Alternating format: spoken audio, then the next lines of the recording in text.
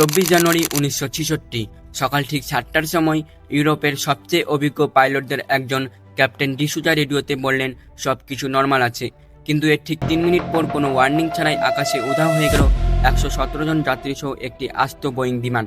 France আর ইতালির বর্ডারে Mount blank পাহাড়ের বুকে আছড়ে পড়ল এয়ার ইন্ডিয়ার ফ্লাইট 101। কিন্তু এটা কোনো সাধারণ দুর্ঘটনা ছিল না।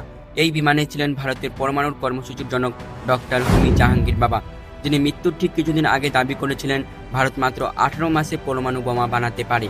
তার এই একটা দাবি কি আমেরিকার গোয়েন্দা সংস্থা CIA-কে কাঁপিয়ে দিয়েছিল? আর সেই জন্যই কি মাঝ আকাশে উড়িয়ে দেওয়া হয়েছিল এই বিমান? আসল সত্যটা জানলে আপনিও চমকে উঠবেন। ঘটনাটি শুরু হয়েছিল 1939 সালে। ডক্টর হোমি বাবা ইংল্যান্ড থেকে ভারতে এসেছিলেন মাত্র কয়েকদিনের ছুটিতে, কিন্তু ঠিক তখনই দ্বিতীয় বিশ্বযুদ্ধ শুরু হয়ে যাওয়ায় তিনি আর ফিরতে পারেননি, আর এটাই ভারতের ভবিষ্যৎ বদলে দেয়। এবার আসা যাক 1946 সালের সেই অভিশপ্ত সকালে। বম্বে থেকে লন্ডনের উদ্দেশ্যে রওনা দেয় এয়ার ইন্ডিয়ার বোয়িং 707 বিমানটি। বিমানের দায়িত্বে ছিলেন এয়ার ইন্ডিয়ার সবচেয়ে professional pilot captain jetty D'Souza. Plan অনুযায়ী বিমানটির 3টি স্টপ ছিল, দিল্লি, বৈরুত আর জেনেভা।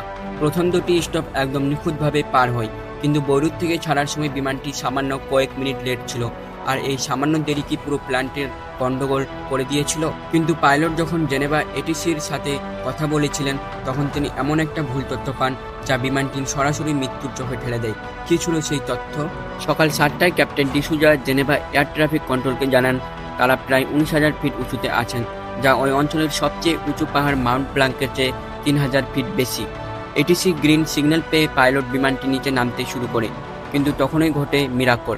কোনো রকম SOS বা বিপদের সংকেত না দিয়েই বিমানটি রেডার থেকে পুরোপুরি গায়েব হয়ে যায়। ঠিক 7:30টায় জেনেভা ATCর আকাশে থাকা ইতালির একটি বিমান পাইলটের কাছে জানতে চান তারা মাউন্ট ব্ল্যাঙ্ক পাহাড়ের কাছে অস্বাভাবিক কিছু দেখছেন কিনা।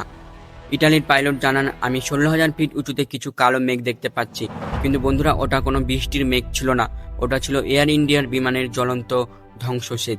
পাহাড়ের সাথে প্রচণ্ড ধাক্কায় বিমানের 117 জন মানুষ মুহূর্তে মারা যান এবং বিমানের টুকরোগুলো বরফের ওপর কয়েক কিলোমিটার ছড়িয়ে পড়ে। একটি সাধারণ বিমান দুর্ঘটনা হলে ইতিহাস একে ভুলে যেত, কিন্তু এই ক্র্যাশের পর আমেরিকার গোয়েন্দা সংস্থার সদর দপ্তরে উৎসব চলছিল।